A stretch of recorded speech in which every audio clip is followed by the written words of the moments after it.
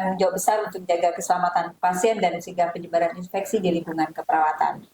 Agar kita tidak tanda tanya, hari ini adalah tepat di hari edukasi pencanangan cuci tangan.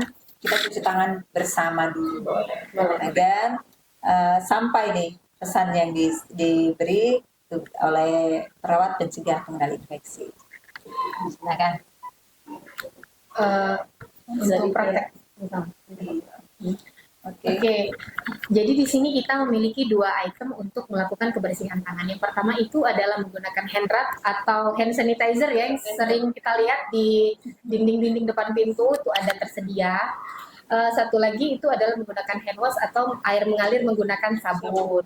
Yang kita inginkan itu adalah semua pengunjung, pasien ataupun petugas itu melakukan 6 langkah dengan tepat sesuai dengan anjuran WHO, serta melakukan dengan 5 momen yang dilakukan. Mungkin dengan hand rub ya, kita sama-sama ya.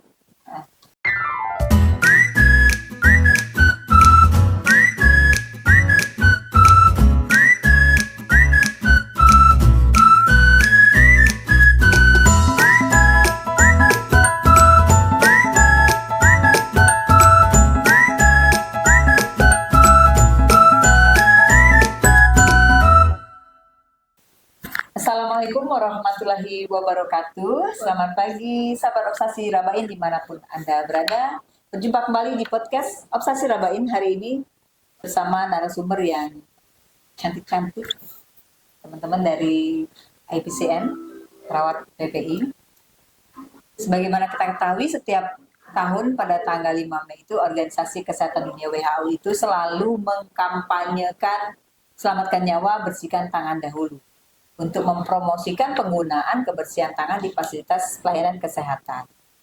Nah, kebersihan tangan sedunia ini mengandung pesan bahwa semua petugas memberikan cara membersihkan tangan yang tepat dengan waktu dan cara yang tepat. Nah, di rumah sakit kita ini kampanyenya selalu dilakukan oleh perawat pencegah pengendali infeksi. Sementara Pekan Apresiasi Perawat Nasional itu jatuh di tanggal 6 sampai di tanggal 12 Mei setiap tahunnya. Nah, Hari Perawat Nasionalnya jatuh di 12 Mei 2024. Sahabat Obsasi Rabain dimanapun Anda berada, bersyukur rasanya Pekan Apresiasi Perawat tahun ini, Obsasi Rabain berkesempatan ngobrol nih, memperingati Hari Puncak Persatuan Perawat PPNI yang ke-50 dengan ngobrol dan wawancara bersama perawat pencegah pengendali infeksi. Tema tahun ini pekan apresiasi perawatnya adalah perawat membuat perbedaan, nurses make difference ya. Dengan demikian perawat itu dari American Nurse sendiri memberi tema ini dengan menghormati peran penting perawat dan membawa dampaknya terhadap pasien, di mana perawat merasa dihargai, didengar dan diberdayakan untuk membuat perbedaan.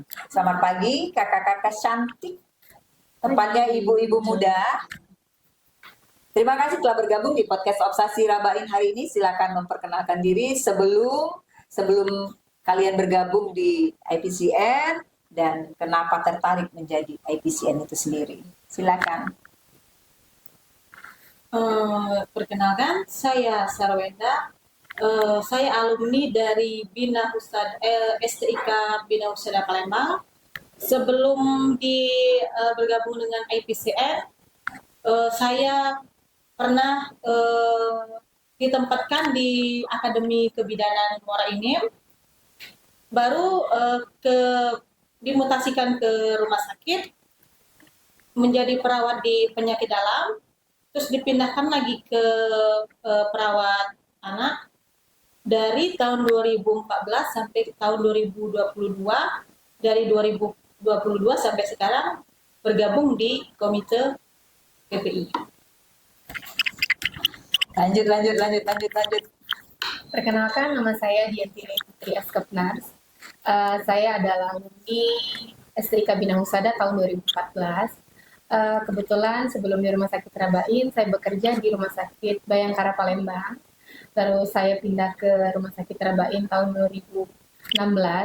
Langsung bergabung di Komite PPI sebagai IPCN. Next nih.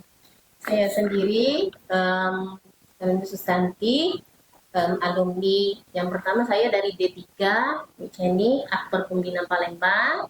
Setelah itu saya lulus di Bengkulu. Di Bengkulu saya bekerja di Rumah Sakit M. Yunus, Provinsi Bengkulu. Sudah langsung lanjut S1 di sana. Terus saya ikut suami langsung pindah ke Muara Enim tahun 2013, penempatan di Bedah. Setelah itu ada beberapa bulan langsung ke penyakit dalam. Setelah itu saya di Bedah. Sudah itu saya sekolah S1 lagi, nurse-nya kembali lagi ke Batu Sada dengan tubel. Nah, sekarang pulang dari sekolah langsung saya ditempatkan di Komite Beton. Luar biasa, mari kita simak obrolannya bagaimana perawat-perawat ini membuat perbedaan untuk suatu perubahan di rumah sakit Rabain kita ini. Nah, dalam perkembangan profesinya perawat itu, bagaimana kalian melihat perkembangan profesi perawat di Indonesia ini selama 50 tahun terakhir, khususnya dalam konteks PPI-nya? Baik, dalam perkembangan perawat selama 50 tahun ini, kemarin-kemarin biasanya perawat itu yang biasa terkenal itu adalah menyuntik, menensi, terus membuat asuhan keperawatan. Sekarang dengan adanya ilmu yang kita dapat, terus adanya pelatihan, kita mengetahui kalau perawat itu bukan cuma sekedar bisa untuk memenuhi kebutuhan dasar manusia, bisa cuma untuk menginfus, menensi, tapi juga kita bisa berkolaborasi, bisa berkontribusi untuk mencegah infeksi di seluruh lini, di seluruh bagian, mulai dari kebersihan tangan, bisa dari lingkup laundry, gizi, CSSD, pemulasaran jenazah. Ternyata perawat itu bisa bergabung dan bisa untuk menanggulangi pencegahan infeksi dengan kebijakan SPO yang tersedia. Kami di sini semuanya bisa, perawat semuanya bisa bergabung sebagai IPCN, Infection Preventive Control Nurse, yang biasa sebagai disebut dengan perawat PPI. Semuanya bisa bergabung dan bisa melaksanakan. Kebetulan kami bertiga di sini sudah melaksanakan pelatihan terlebih dahulu, sehingga kami bertiga sebagai IPCN bisa ke lapangan, bisa mengontrol, bisa bersama-sama mengajak untuk bagaimana mencegah pengendalian infeksi dan menurunkan angka infeksi di rumah sakit. Luar biasa. Jadi ketiganya adalah IPCN. Betul. Jadi tidak hanya, jadi yang selama ini di awal adalah memberikan injeksi, ya, merawat pasien di ruang rawat. Berbedanya adalah kalian turun di lapangan untuk mengevaluasi. Baik, dalam konteks prakteknya sehari-hari nih, dapatkah kira-kira siapa nih yang bisa memberikan contoh konkret bagaimana perawat pencegah pengendali infeksi tersebut berkontribusi mengurangi resiko penularan penyakit di rumah sakit dan atau fasilitas kesehatan lainnya? Baik, saya akan mencoba menjawab pertanyaannya. Dari kami sendiri, yaitu tak bosan-bosan kami dikenal dengan perawat cuci tangan, Jenny. Jadi memang langkah kami yang pertama dan setiap hari kami mengedukasi, mensosialisasikan cuci tangan yang pertama kepada pengunjung rumah sakit. Siapapun itu, baik pengunjung, keluarga pasien, terutama petugas kita sendiri, setiap lini kami menganjurkan untuk mencuci tangan. Terus kalau untuk ke perawat-perawat, ke petugas, yaitu dengan pemakaian APD yang benar, yang tepat, terus dari cara membuang limbah kita sendiri, terus dari linen. Makanya tadi disebut kalau perawat PPI itu mencakup semuanya. Dari etika batuk, dari lagi penyuntikan yang aman, kami selalu mensosialisasikan itu dan edukasi bagaimana cara kita untuk mengurangi infeksi di rumah sakit. Kembali ke tema kita, perawat membuat perbedaan nih. Bagaimana peran IPCN itu sendiri membuat perubahan dengan perbedaan cara menerapkan kewaspadaan isolasi. Kalau PPI kan terkenal dengan ada satu kewaspadaan ya, kewaspadaan isolasi. Nah, bagaimana peran IPSN itu sendiri membuat perubahan tapi dengan cara penerapan yang berbeda sehingga dapat mengurangi risiko infeksi penyakit menular ya, baik yang infeksi diketahui maupun yang tidak diketahui. Di sini IPCN kami terutama bagi kami untuk melakukan edukasi baik itu ke petugas ataupun ke pasien dan pengunjung. Setelah melakukan edukasi yang setiap hari, kami di sini juga IPCN melakukan screening bagi pasien yang akan ditempatkan di ruang mana. Apakah itu pasien dari airborne ataupun dengan pasien infeksi yang menular secara kontak, itu akan terlihat di screening sehingga lebih mudah untuk memisahkan pasien.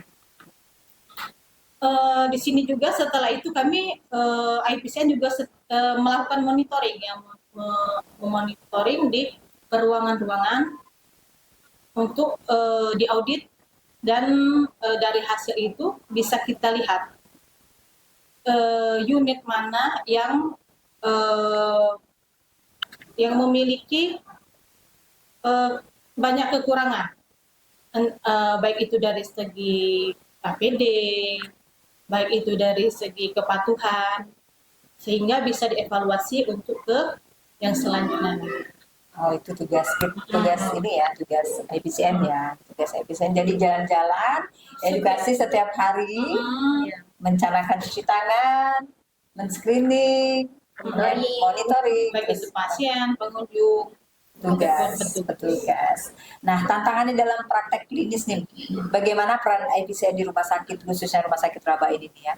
Apa sih tantangan yang dihadapi oleh kalian di lapangan, IPCN di lapangan dalam memastikan perlindungan terhadap setiap individu yang dari kemungkinan tertular infeksi, baik dari lingkungan masyarakat umum maupun saat menerima pelayanan kesehatan di fasilitas medis. Bagaimana cara IPCN mengatasinya? Tantangan dalam praktek klinik. Tetap mengedukasi dan mengajak ya, mengajak untuk seperti halayak masyarakat yang berkunjung. Mungkin kalau ke rumah sakit menggunakan masker, walaupun dia dalam keadaan sehat ataupun dia dalam keadaan sakit. Itu barrier pertama. Terus yang kedua juga yang pasti cuci tangan. Karena kita nggak tahu dari luar terus ke dalam rumah sakit memang wadahnya tempat sakit. Terus dari dalam sebelum ketemu dokter, sebelum konsul, kita mewajibkan untuk cuci tangan. Belum lagi kalau seandainya pengunjung yang menunggu pasien, wajib sekali itu untuk menggunakan masker dan bercuci tangan. Kenapa di rumah sakit itu tidak boleh kita berbondong-bondong datang? Itu tadi karena tujuannya itu untuk mencegah infeksi. Kita tidak tahu yang berkunjung itu akan membawa penyakit kuman dari luar atau tidak. Makanya disarankan yang dari luar untuk berkunjung itu hanya beberapa orang dan ada jam-jam tertentu dengan menggunakan cuci tangan dan menggunakan masker. Batasan ya? Iya, betul. Jadi dari anak-anak itu memang sebenarnya bukan nggak boleh sih, karena kita sayang biar tidak tertular gitu, infeksi yang ada di rumah sakit. Bisa yang lain kira-kira kalau tantangan di klinis? Apa hand scrubnya cuci tangan tadi kan cuci tangan nih. Cuci tangannya tersedia tidak di fasilitas kita di rumah sakit? Kita kan edukasi nih, cuci tangan. Fasilitasnya ada nggak sih?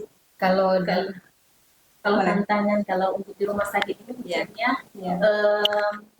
kami sebagai APCN ini dan fasilitas itu banyak kekurangan. Terus cara mengedukasi keluarga pasien tadi, terus ke pihak manajemennya kami kalau sangat berjuang. Untuk harapannya ya tantangannya tadi kalau kami ke ruangan-ruangan, ke unit-unit, kami untuk mengedukasi itu masih dianggap mencari kesalahan. Itu mencari kesalahan. Tetapi kami di situ bukan mencari kesalahan, kami mencoba untuk mengajak bagaimana kita menerapkan SPU yang ada. Jadi kami dari pihak manajemennya berharap dukungannya kami sebagai monitoringnya ke petugas dan bantuan dari manajemen bagaimana SPO yang sudah kita buat bersama untuk dikerjakan. Di sini manajemen itu sebagai pemberi kebijakan. Sehingga dengan kebijakan-kebijakan itu kita bisa melaksanakan apa yang menjadi tugas masing-masing. Dengan begitu sehingga bisa tertata. Jadi semuanya itu bisa berjalan bersama-sama sehingga bisa apa yang menjadi tujuan itu bisa tercapai. Baik nih. Nah, sebagai bagian dari PPNI sendiri, bagaimana IPCN itu mengapresiasi pekan perawat ini? Bagaimana IPCN itu memberikan dukungan pada PPNI dalam perayaan 50 tahunnya memajukan profesi perawat di Indonesia? Kami sebagai perawat IPCN berharap diikut sertakan kalau seandainya kan ada di acara besar PPNI seperti itu, kami diundang, boleh sih kami diundang. Jadi seandainya kan ada demo cuci tangan gitu ke lapangan, kami bisa diundang untuk sebagai mandu ya, untuk mungkin sebagian kan kita bisa mencuci tangan, sudah tahu cuci tangan itu 6 langkah, tetapi ya kita kebanyakan yang sudah kita temui belum tepat seperti itu. Terus kalau acara-acara PPNI tadi ya dilibatkan, difasilitasi, diajak, diundang seperti itu. Karena kalau kami pernah di puskes-puskes, mereka tuh belum tahu, belum memiliki juga IPCN itu. Mereka masih membentuk tim PPI. Baru mereka paling itu pun di puskes itu baru 1-2 ya yang ikut pelatihan PPI dasar. Jadi sangat diharapkan kalau kami diajak di acara ini. Artinya dalam mengkampanyekan kebersihan tangan butuh kolaborasi ya, bisa gabung melalui PPI, acara PPI. Kalau dari rumah sakit mungkin bisa gabung dengan tim PKRS ya. Iya, betul. Kita belum terlaksana membuat video-video yang bikin edukasi ya terkait dengan PPI. Semoga bisa terrealisasi. Semoga. Next project. Nah, sekarang ini tantangannya sendiri dalam menjalankan profesi perawat pencegah pengendali infeksi. Apa sih tantangan utama yang dihadapi perawat pencegah pengendali infeksi atau IPCN sendiri dalam menjalankan profesinya, terutama dalam konteks penanganan infeksinya?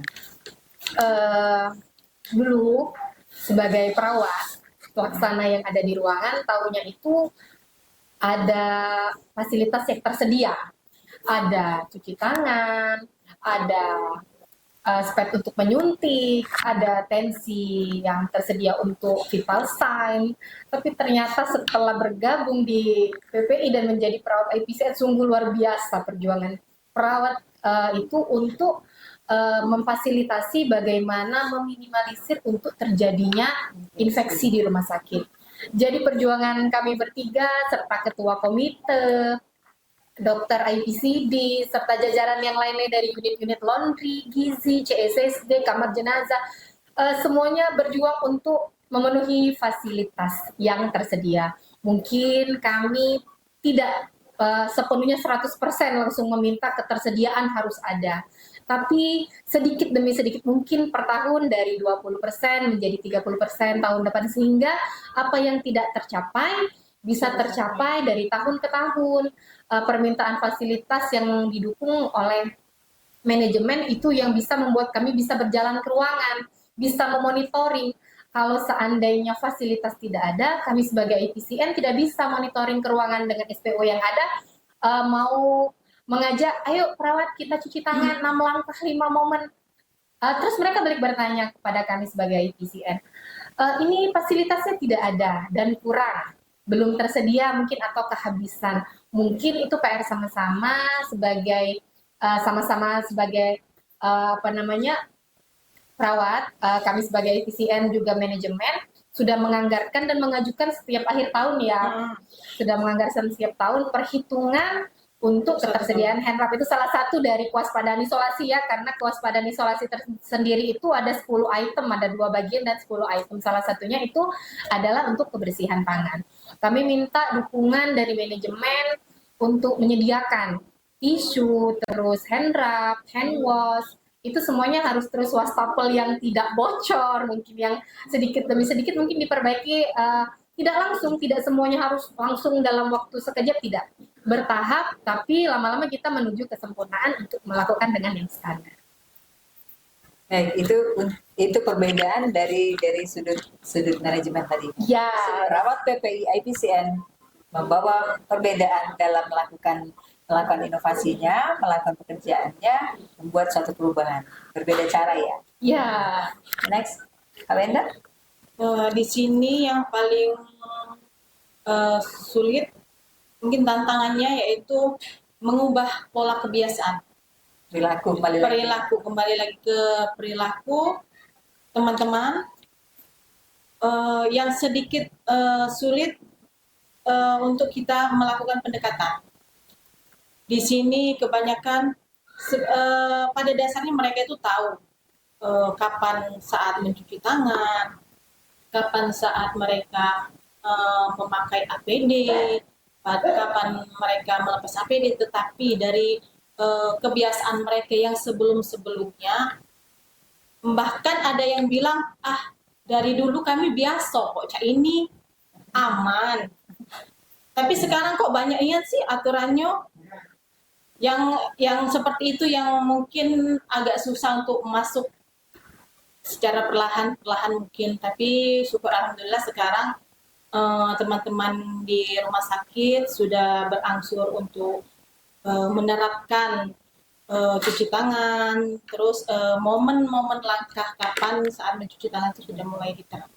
memang butuh kesabaran ya. Iya. Sebenarnya. Kalau Kak Elvi sendiri apa nih?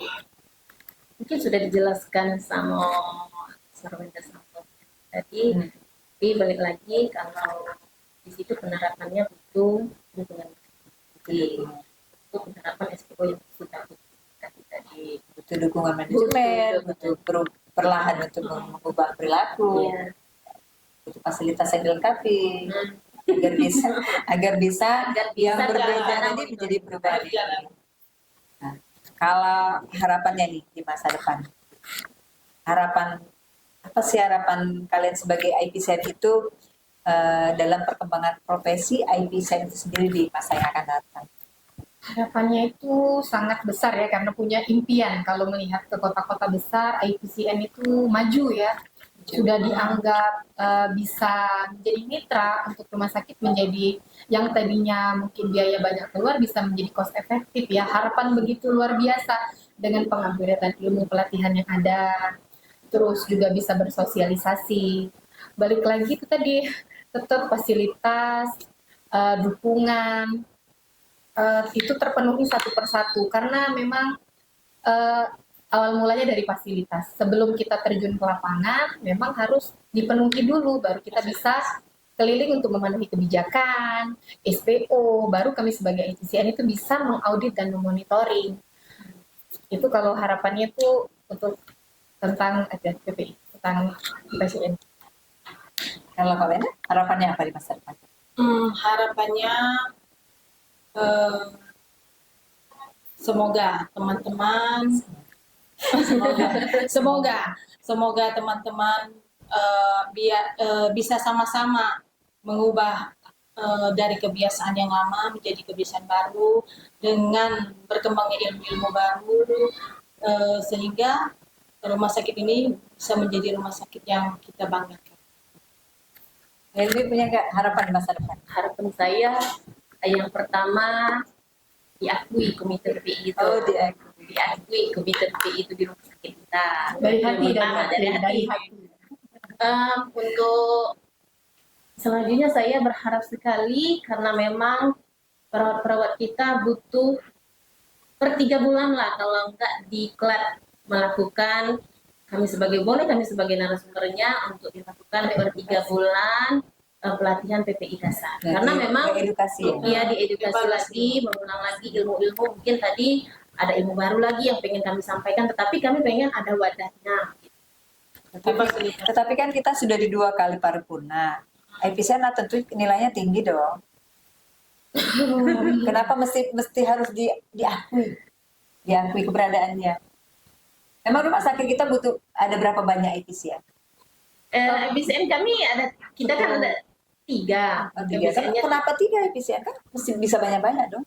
Karena memang sudah ada peraturannya di PMK 27 tahun 2019, Bu Jenny. Ya. Satu IPCN itu memegang 100 tempat tidur. 100 tempat tidur. Jadi memang kami di sini sudah bertiga ini sudah pas Mewakili gitu. ya?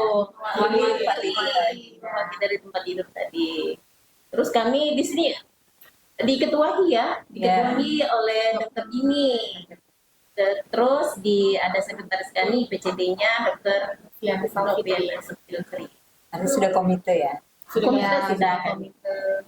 Itu tadi harapannya tadi, saya ulangi lagi untuk diklat, bisa kita sosialisasi ulang lagi kepada, apalagi ada yang baru-baru. Kami tuh sebenarnya kan kalau PPI itu kan ilmunya tuh kita dapat kemarin kan 1 minggu. Terus kalau seandainya kan kami pas akreditasi dikasih waktu untuk narasumber mereka cuma berapa jam. Jadi waktunya sangat kurang. Boleh kita per 3 bulan diajak lagi teman-teman.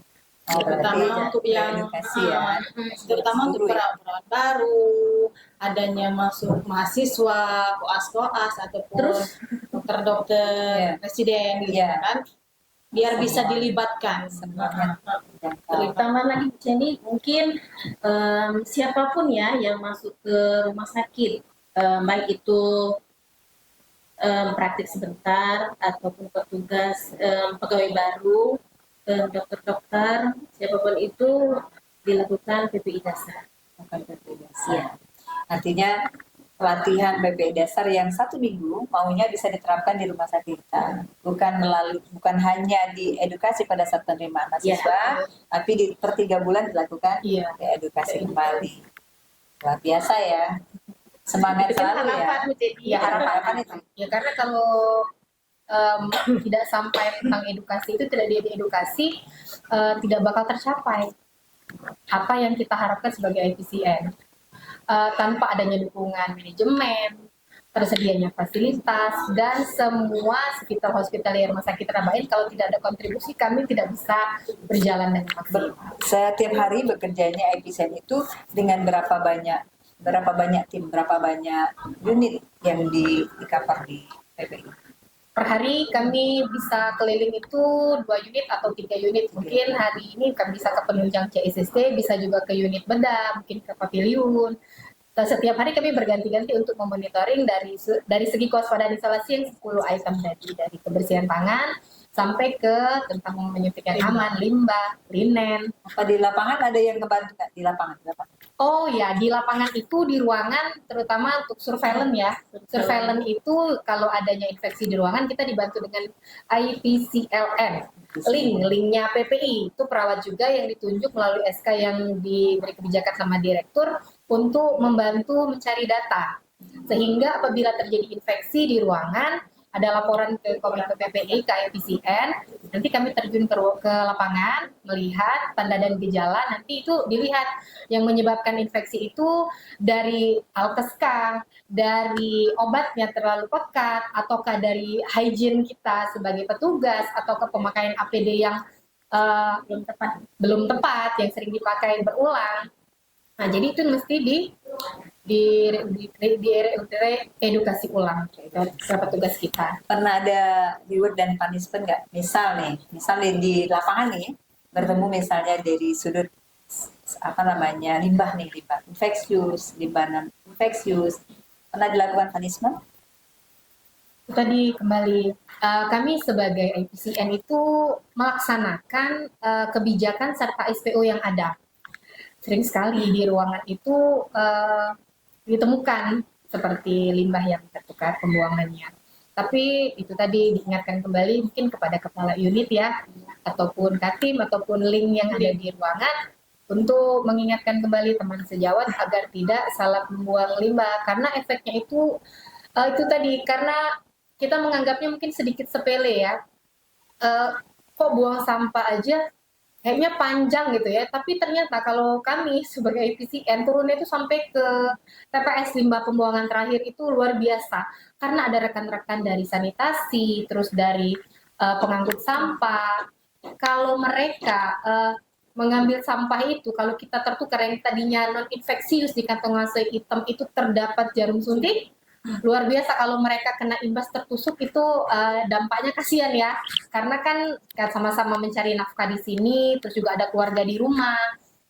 Efek dari tertusuk itu panjang ya, bukan sehari 2 hari, tapi mungkin bertahun yang akan datang baru oh iya kok tiba-tiba aku dapat penyakit A gitu ya, padahal kayaknya pas masuk kemarin aku sehat, tapi tanpa mereka sadari mereka bekerja, oh iya pada saat mereka buang sampah, harusnya tadi di limbah benda tajam ya, safety box atau dirigen, dibuang ke non-infeksius, jadi ketika mereka mengangkat, ketusuk di salah satu bagian, dan itu bisa mengakibatkan fatal bagi mereka yang bekerja di bagian sampah.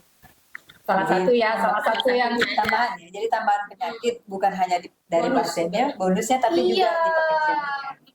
Oke nih, keperawatan selalu menjadi profesi yang membutuhkan lebih dari sekedar waktu dan pengetahuan.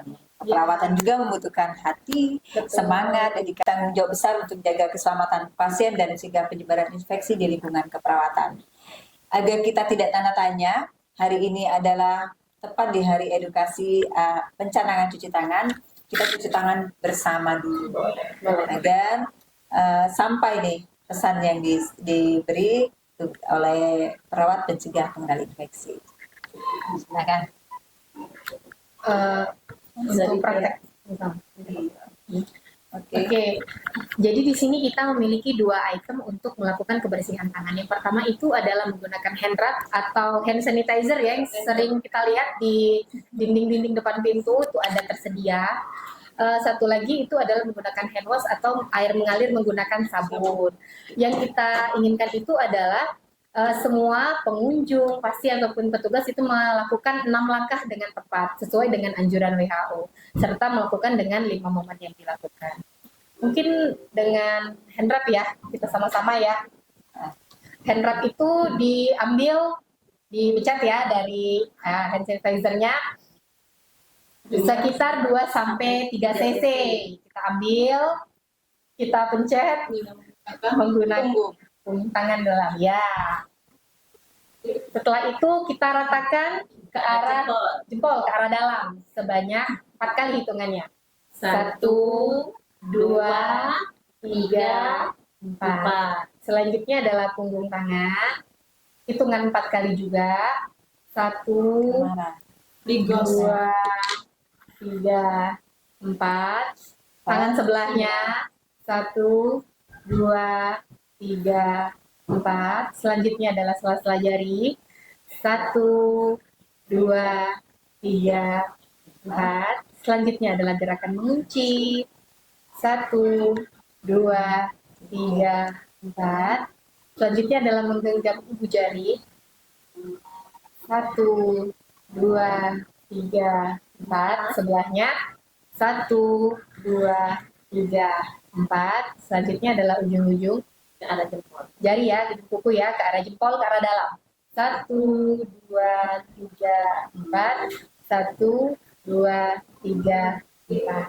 Waktunya adalah 20 sampai 30 menit. Terima kasih sekali lagi kepada semua perawat, juga EPCN yang telah bergabung dalam obrolan ini. Pekerjaan kalian membuat masa depan layanan kesehatan, kontribusi kalian layak mendapat pengakuan setiap hari, tidak hanya selama Pekan Perawat Nasional saja. Peran kalian sangat penting dalam memastikan pasien mendapatkan perawatan yang berkualitas. Semoga perayaan Pekan Perawat Nasional dan peringatan ke-50 tahun PPNI menjadi momen yang memperkuat solidaritas dan apresiasi terhadap profesi perawat, sekaligus menghargai kontribusi yang telah diberikan, khususnya EPCN. Semoga kita semua bersemangat dalam menghadapi tantangan dan membangun masa depan yang lebih baik bagi profesi perawat. Terima kasih, tetaplah berjuang dan semangat. Terima kasih tim Humas, terima kasih tim PKRS, terima kasih Rumah Sakit Umum Daerah Dr. Haji Muhammad Rabain melalui Kabang Bina Program dan Publikasi yang telah memfasilitasi kegiatan hari ini. Naik kereta, pergi tamasya. Tidak lupa membawa snack ya. Cakep. Jika ada yang tertinggal obrolannya, bisa disimak di channel YouTube ya. Demikianlah ngobrol kita di Pekan Apresiasi Perawat tahun ini. Wassalamualaikum warahmatullahi wabarakatuh. Bersih-bersih.